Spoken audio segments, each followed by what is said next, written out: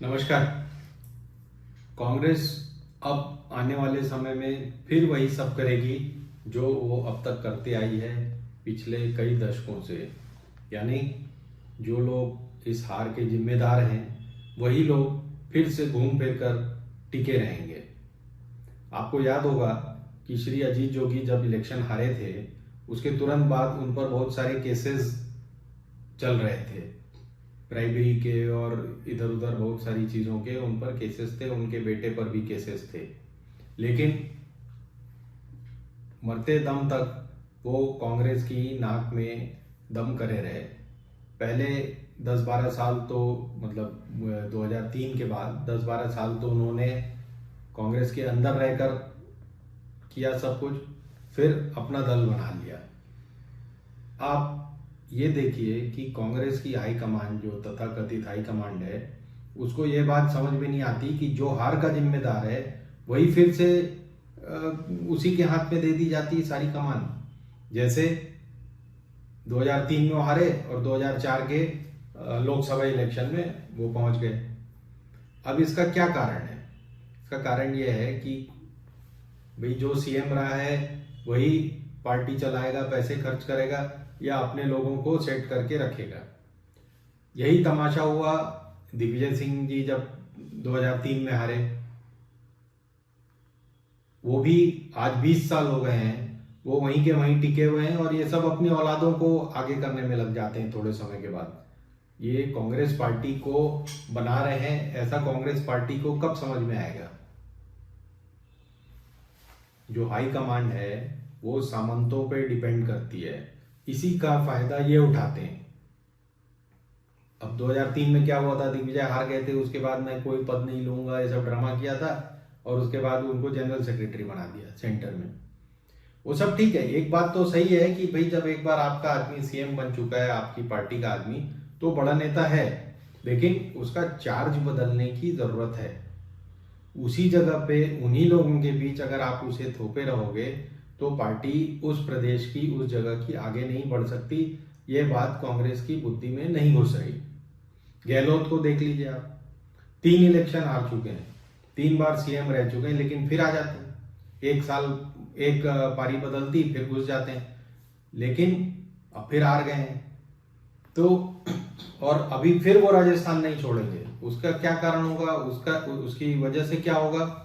उसकी वजह से ये होगा कि कांग्रेस की जो अगली पीढ़ी है, सचिन पायलट वगैरह, वो नहीं पनप पाएंगे। जिस तरह से जोगी ने नहीं पनपने दी अगली पीढ़ी, दिग्विजय सिंह ने नहीं पनपने दी, उसी तरह गहलोत ने किया।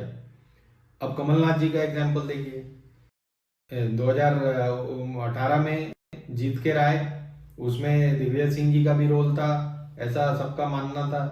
फिर उसके बाद 15 महीने की सरकार चलाई, लेकिन ना उन्होंने लीडर ऑफ ऑपोजिशन का पद छोड़ा, ना सीएम का पद छोड़ा, ना पीसीसी प्रेसिडेंट का पद छोड़ा। तो आखिर आप क्या करना चाहते हो? एक पिटे हुए घोड़े मोहरे को आप कब तक चलाना चाहते हो? ये इतने सारे एग्जाम्पल्स हैं। आज वही चरणदास महंत भी टिके हुए हैं। भाई इलेक्शन जीतना अपनी जगह पे है, लेकिन पार्टी को भी तो बनाना है। पार्टी को भी, इनको क्यों जिम्मेदारी नहीं दी जाती दूसरी तरह की, ताकि ये अपने जो नीचे लीडर्स हैं उनको ट्रेन करें? ये इनके दिमाग में कब घुसेगा? अब चरणदास महंत को सेंटर में जिम्मेदारी दी गई थी, एग्रीकल्चर मिनिस्टर बनाया गया था, उसके बाद फिर वापस कूद के वो यहाँ घुस गए। उसी तरह आप देखेंगे कि अभी भी 2023 की हार के बाद भी कोई आमूलचूल परिवर्तन नहीं होने वाला है। नाम के लिए इधर उधर कर देंगे कुछ लोगों को, बैच को यहाँ और विक्रम मंडावी को वहां और फला को, लेकिन ये सब लोग किसके तोते होंगे? जो पुराने जमे हुए हैं उनके। जो भी हैं, बघेल हैं, जोगी हैं, दिग्विजय सिंह, इनको नई जिम्मेदारियां देके केंद्र में दूसरे कामों में लगाना चाहिए। इनकी एनर्जी, इनकी सीनियोरिटी दूसरे कामों में लगानी चाहिए, लेकिन नहीं।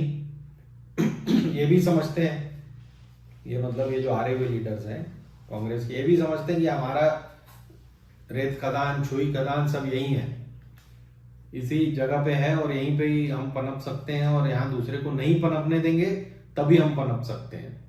तो 20 साल से आप देख रहे हैं हारने के बाद से दिग्विजय सिंह ने किसी और को पनपने नहीं दिया मध्य प्रदेश में, चाहे वो ज्योतिरादित्य हो, चाहे वो नई पीढ़ी का और कोई लीडर हो, सुभाष यादव और उनके बेटे या दूसरों को, किसी को नहीं पनपने दिया, खुद ही अभी तक लगे हुए हैं। तो इस तरह से तो कांग्रेस का भला नहीं हो सकता। अच्छा, अब इसका तरीका क्या हो सकता है?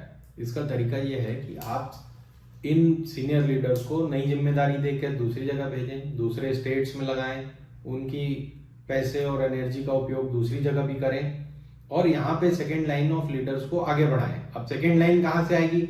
अभी अभी आपने सर्वे कराया है, सब कॉन्स्टिट्यूएंसी से 2-2 नाम मंगाए। अब जहां आपका एमएलए, सिटिंग एमएलए या जिसको आपने टिकट दी थी वो हार गया है, तो उसके दूसरे नाम को क्यों मौका नहीं देते आप? रायपुर में हर सीट से 2-2 नाम थे, लेकिन आप दूसरे नाम को अब मौका दीजिए, उसको आगे बढ़ाइए। जो टिकट मिली, हार गया, वो फिर से लाइन में लगे रहता है कि अगली बार फिर खड़ा होऊंगा मैं। तो भाई या तो तुम काम करो ताकि अगली बार तुम्हें टिकट मिले, या फिर जो सेकंड लाइन में थे, थर्ड लाइन में थे, उनको मौका दिया जाए। तो सिर्फ सीनियर लेवल की बात नहीं कर रहा हूं मैं, सीनियर लेवल पे यानी प्रदेश स्तर पे तो आपको बदलना ही चाहिए, निचले स्तर पर भी आपको, कॉन्स्टिट्यूएंसी स्तर पर भी सेकंड लाइन को मौका देना बहुत जरूरी है। अब क्या होता है कि अगर आप ऊपर वाले को नहीं बदलोगे, तो जैसे प्रदेश में बहुत सारे छुटभैया किस्म के सरदार वो पीसीसी पर कब्जा करके बैठे थे। मरकाम के टाइम में एक वो चावला था, अभी बैच के टाइम में एक कोई जगदलपुर से आ गया, अनिला भेड़िया का कोई सरदार बिलासपुर में है। तो आखिर आप जब तक सीनियर लीडर्स को नहीं हटाओगे तो उनके छर्रे चमचे लगे रहेंगे इन्हीं कामों में। तो ये अमरजीत चावला टाइप, अगर आप सोच रहे हो कि ये महासचिव बनकर इनने कुछ प्रदेश का भला कर दिया, कांग्रेस को आगे बढ़ा दिया, तो ऐसा नहीं हो सकता। इसके बारे में गंभीरता से पार्टी को विचार करना चाहिए। दूसरा इशू है जो अभी बहुत लोगों की निगाह में आ रहा है कि कांग्रेस का वोट परसेंटेज तो नहीं घटा, वो 43 था, 42 पॉइंट कुछ हुआ, 0.5 या 0.78% कुछ घट गया है, वो कोई बात नहीं। इसका मतलब यह है कि जनता कांग्रेस से नाखुश नहीं थी, लेकिन खुश ना हो, लेकिन नाखुश नहीं थी। लेकिन बीजेपी ने 5 साल में ऐसा क्या किया कि वो 34% से 46% पर पहुंच गई, या 32% से 14% का इंक्रीज अपने आप में एक मायने रखता है। कोई भी पार्टी नहीं कह सकती कि वो 5 साल ऑपोजिशन में रहने के बाद, जहां वो सुप्तावस्था में थी, वो सडनली 14% का इंक्रीज लेके 47% पर कूद कर सरकार बना लेगी। तो ये असंभव सी दिखने वाली जो स्थिति हुई है, उसका क्या कारण है? बहुत लोगों का कहना है कि इसका कारण, मुख्य कारण है महिलाएं। बीजेपी ने महिलाओं की मनोवृत्ति को बहुत अच्छे से समझ लिया और उस पर बहुत अच्छे से खेल किया, बहुत अच्छे से स्टडी की और उस पर बहुत अच्छे से खेल किया। पहले 2 आंकड़े ही आप समझ लें, प्रदेश में जितने भी वोटर्स हैं, 75 लाख मेल वोटर हैं, 75 लाख फीमेल वोटर हैं, थोड़ी सी ज़्यादा हैं महिलाएं वोटर, यानी 1.5 करोड़ वोटर्स में से महिलाएं करीब 76 लाख हैं और पुरुष 75 लाख हैं। तो पहली चीज़ तो महिलाएं उतनी ही इंपॉर्टेंट हैं जितनी पुरुष, इस बात को समझा।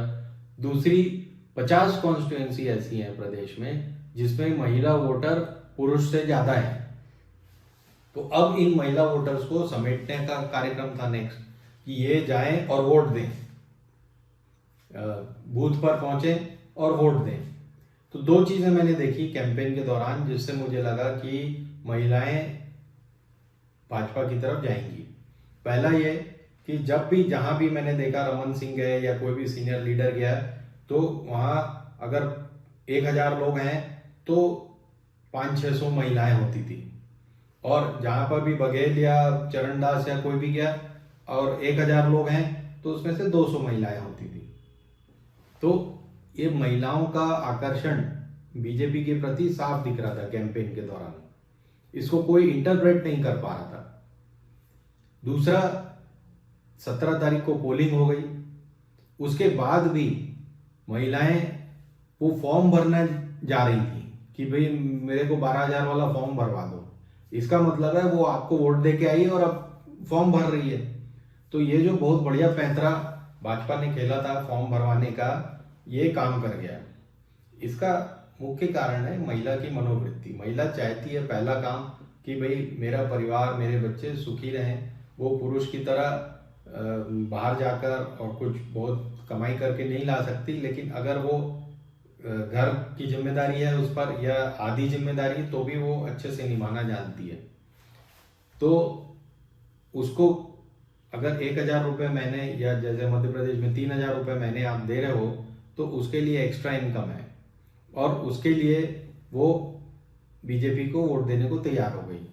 तो पुरुषों ने जिन्होंने समझा कि किसानों ने जिन्होंने समझा कि उन्हें फायदा हुआ है कांग्रेस सरकार में, उन्होंने तो वोट दिया कांग्रेस को, जिसकी वजह से वोट परसेंटेज वहीं का वहीं है।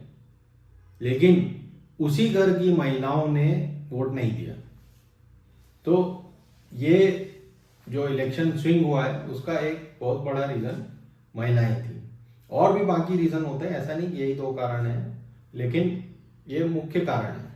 और ये बहुत अच्छी स्ट्रैटेजी के तहत, बहुत अच्छी महिलाओं के मनोवैज्ञानिक मानसिकता को समझते हुए जो बीजेपी ने चाल चली, बहुत बढ़िया था। और इस सब चीज़ों के लिए कांग्रेस को या हर ऑपोजिशन पार्टी को जो बीजेपी को हराना चाहती है उसे इस पर विचार करना पड़ेगा। सिर्फ एक जादुई व्यक्तित्व मोदी की वजह से ये हार जीत नहीं हुई है। ये वो तो अपनी जगह, मैंने जैसे कहा कि बहुत सारी चीज़ें होती हैं चेंज लाने में और आदमी का मन बदलने में और वोट दिलवाने में, उनमें से एक जादुई व्यक्तित्व तो है ही है, लेकिन साथ में आपको केयरफुल प्लानिंग, अपने पास्ट से, अपने भूतकाल से सीखना पड़ेगा, अपने भविष्य को देखना पड़ेगा, तभी आप आगे बढ़ पाएंगे। नहीं तो जिस तरह से आप यूपी बिहार से गायब हुए हैं, मध्य प्रदेश छत्तीसगढ़ से भी गायब होने की संभावना है। आप मतलब कांग्रेस। धन्यवाद। हिंदुस्तान जिंदाबाद।